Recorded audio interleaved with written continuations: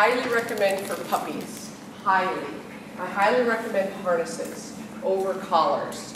Because what ends up happening with a collar is the dog, and probably some of you have already experienced this with your puppy, is the dog starts to pull. And then the dog has what we call a natural opposition reflex. And so collars are perfect for that. They pull forward, we pull back, they pull forward. So what we're actually reinforcing is teaching the dog to pull forward instead of teaching the dog to stay in the bubble.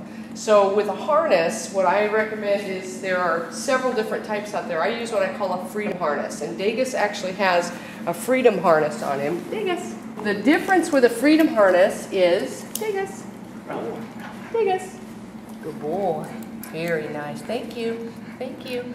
The freedom harness allows you to clip from the front. So now instead of the dog having the neck where he's getting the pull, I biomechanically have him in a position now where I can work him and he's not pulling. Degas. Yes, good boy. Very nice. So now as we're working, Degas. Yes. Degas. Yes, good boy. So now as we're working and we're walking, if he gets a little bit ahead, we're going to talk about how to get low and inviting, but now we don't have him pulling anymore. So the neck, sometimes they'll bow ahead, they're like, and they've got this, it's like they're, so what's happening with the collar is we're desensitizing what we want the neck to be when we start to teach them how to release from any type of a collar pressure. This actually desensitizes them so that they just drive forward and they get used to having it all that pressure on their neck. What we want to teach them is they give to the leash, so that we have the leash, we're right here, Degas.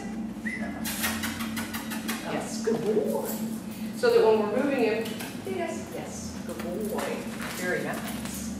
And then that way, we're able to work them and there's no pressure on the neck, which is much better for a puppy. And I don't recommend collars until they're at least 9 months old.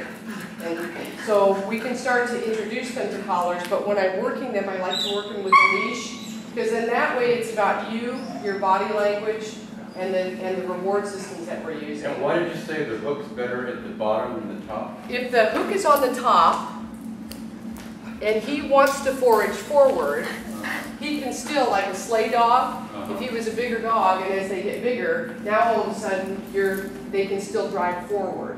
So he's getting to a point now on the leash that he's not so pulling on it anymore. But in the beginning phases, if they're at the top of this, sometimes then they'll forage forward. And the bigger they get, the more they'll pull forward. Whereas the bottom line, when we're using the bottom leash line here, now biomechanically, they'll come with you. So this, you can't forage forward when it's going like this. It now allows you to come with you when you're asking him to turn with you. Okay. Do most any pet stores have this? This one you can get through Wiggles and Wags. I also sell them. I order a whole bunch of them and I can bring them in and we can. It's called Freedom Harness. It's called a Freedom Harness, and it's made from Wiggles through Wiggles and Wags. And so I can bring some harnesses in, or you can just go right to the company, Wiggles and Wags, and you can order. They have a million colors. So you see here now where he's moving, how he can pull a little bit. Whereas here again, if it's in the front, Degas. Good boy. Look, let's go.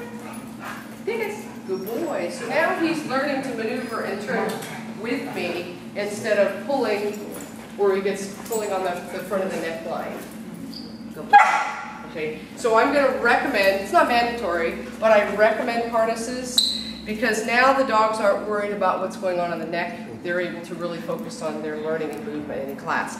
And ultimately, our goal is to ask a dog to do something and get them to come with us without pulling or having them pull. Degas. Degas. Yeah, good boy. That's what our ultimate goal is with that.